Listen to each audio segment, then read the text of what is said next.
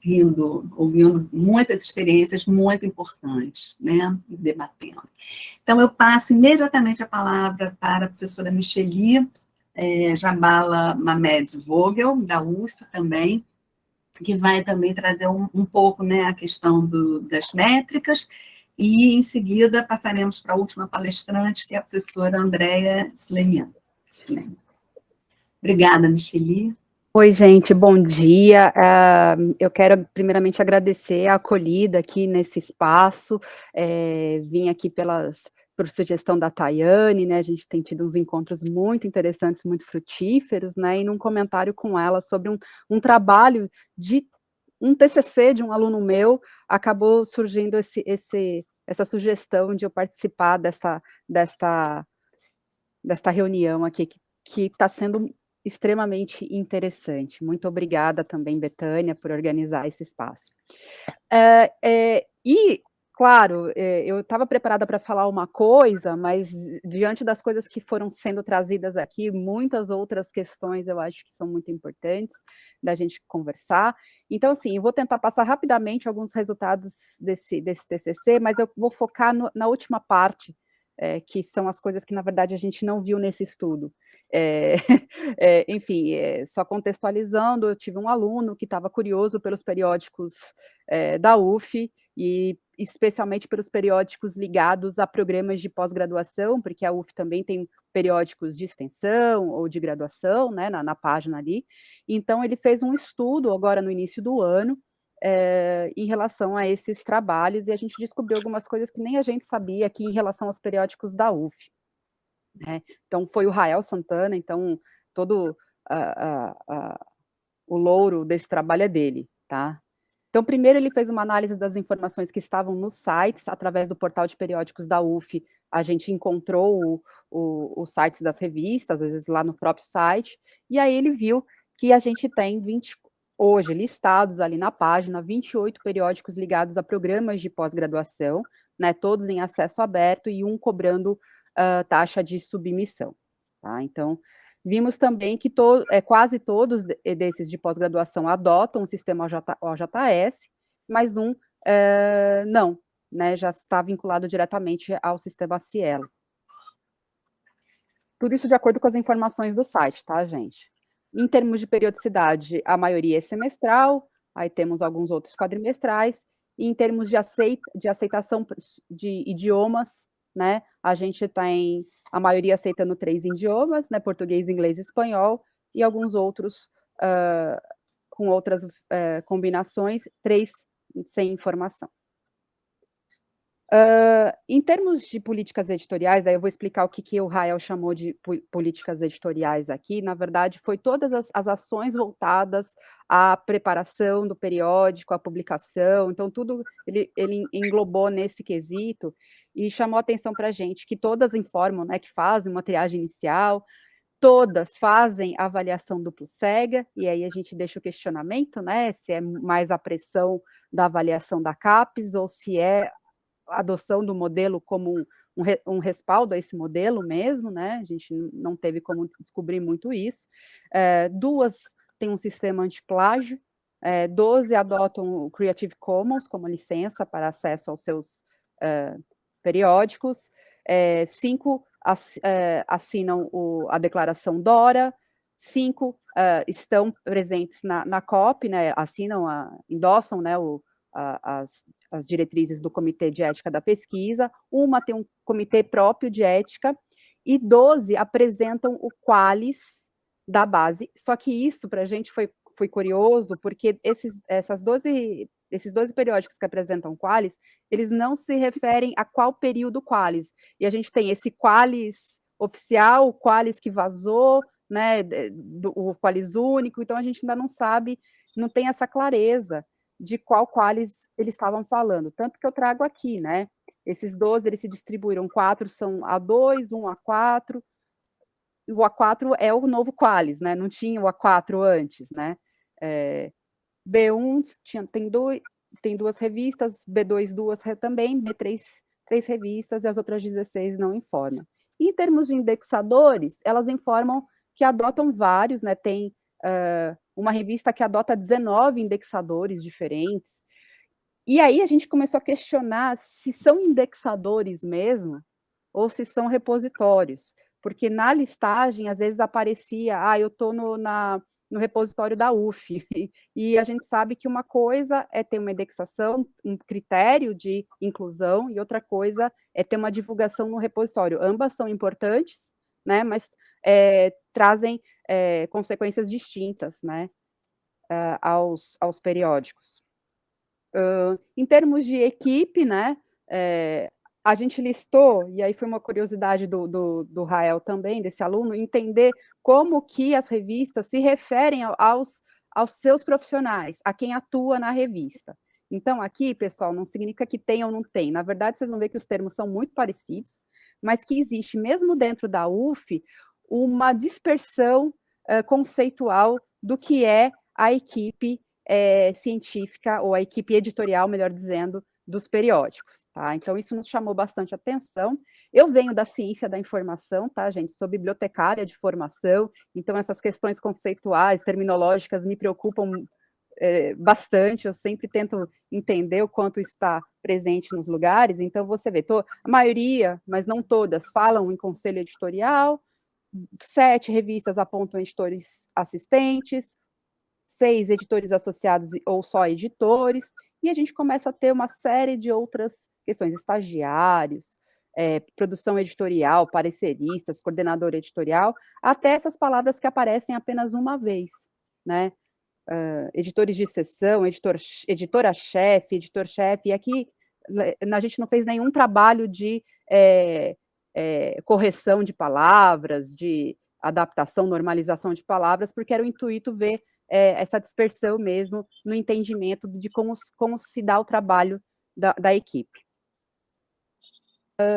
Presença em redes sociais, a gente verificou que das 28 revistas de PPG, dizem na sua página estarem em redes sociais, então 6 no Instagram e 6 no Facebook, são as redes preferidas, e 2 no Twitter, 2 no YouTube e 1 no academia.edu. Pode ser, gente, que as outras revistas estejam em redes sociais, mas não informaram isso na página, tá?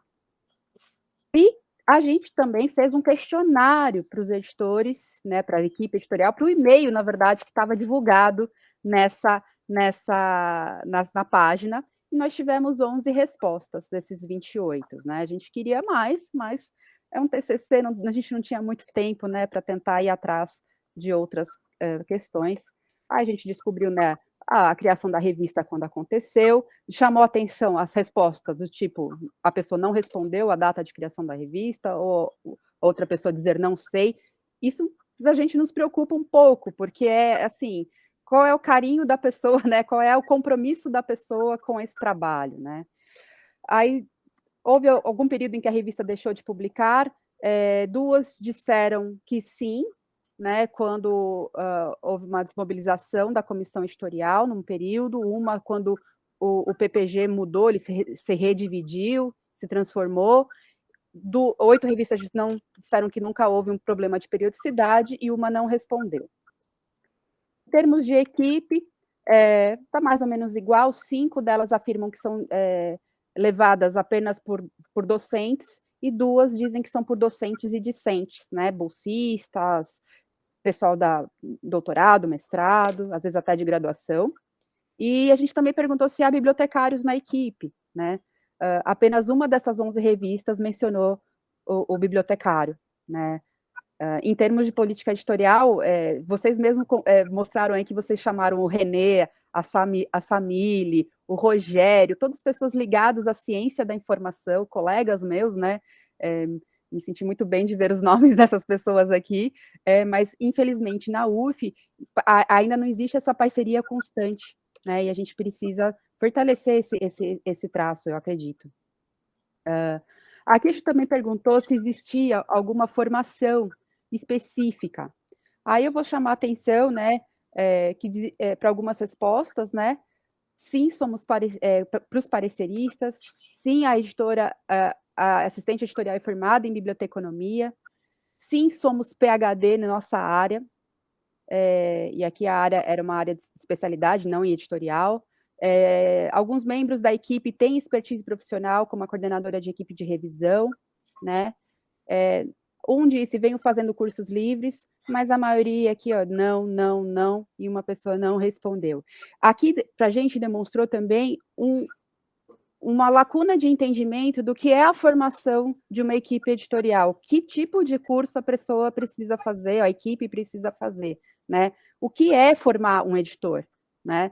Porque, a rigor, nós temos até uma faculdade, uma graduação em editoração, né? Existe essa formação rigorosa, né? Muito embora a editoração científica de periódicos, ela é um desses caminhos também, né? Então, nos chamou bastante atenção essa dispersão do entendimento do que é a formação, essa especialização na editoração científica.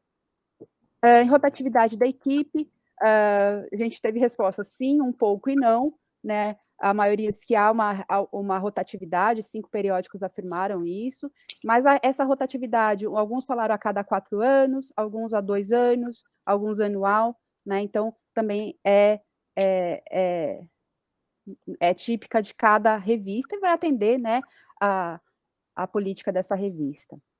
A gente também perguntou se recebia algum tipo de apoio financeiro, logístico, institucional, de qualquer maneira, né?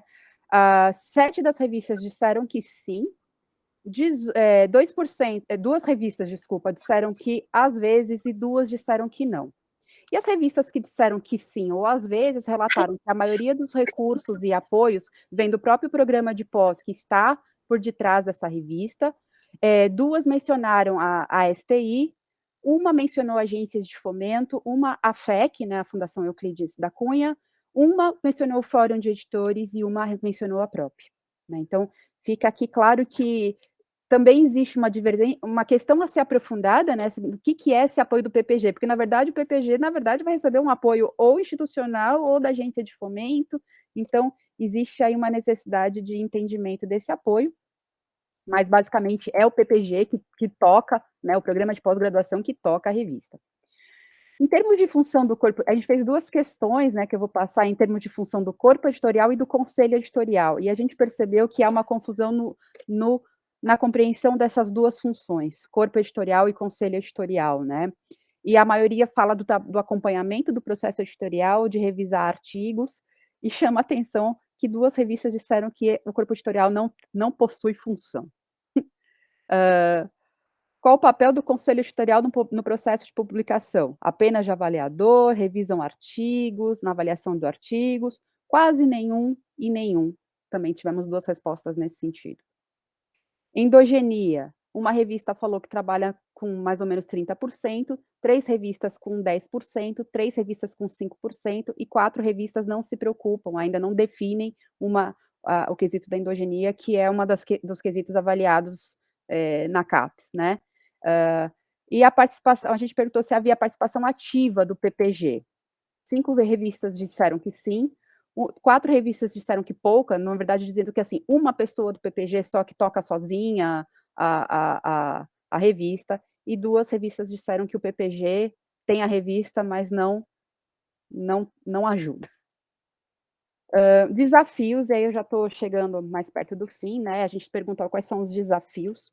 Então, os desafios, eles estão aqui pautados em coisas que já foram ditas aqui, maior investimento por parte da universidade, no reconhecimento da relevância dos periódicos, auxílio para entender a plataforma de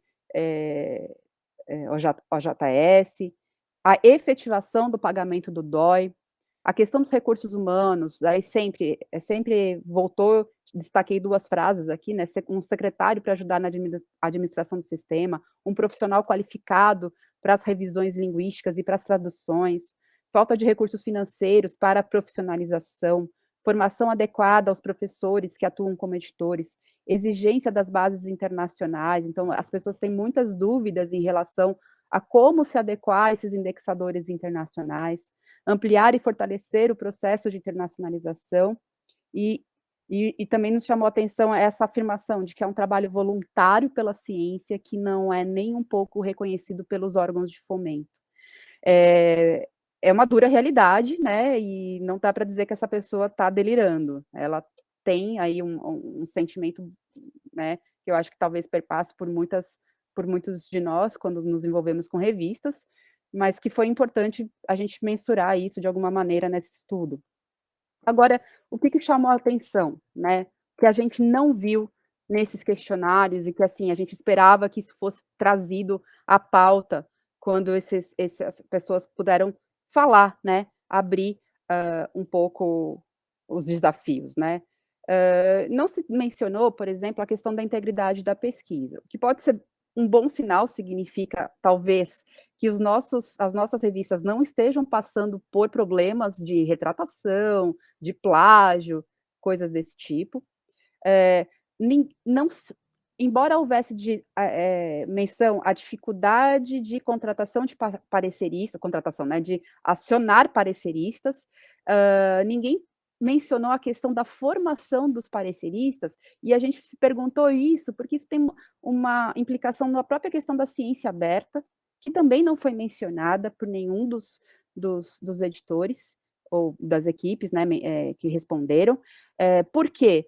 Se a gente for pensar nessa mudança de revisão duplo cega para uma revisão aberta, a gente tem que ter pareceristas esclarecidos do processo, né? Então, isso também não foi uma preocupação. Não foi mencionado a questão de pré-prints, gestão de dados de pesquisa ou aceitação de artigos de dados, e muito menos uma questão de uma necessidade de uma infraestrutura local. E aí eu vou corroborar essa preocupação da Tayane, que ela trouxe na fala dela, de uma necessidade que a gente não pode se pautar apenas por bases internacionais que estão enviesadas, comerciais, e que vão se focar na produção internacional não, né, anglo-saxã, né, que não é a nossa realidade. Então, uma necessidade de fortalecer uma estrutura local, a princípio, uma estrutura, por exemplo, da UF, né, para os seus periódicos, ou depois uma estrutura nacional, regional, latino-americana, eu entendo, né, como fundamental, é o que a gente vê nos estudos, é o que a gente vê quando a gente pensa a avaliação da produção científica, também em nível internacional.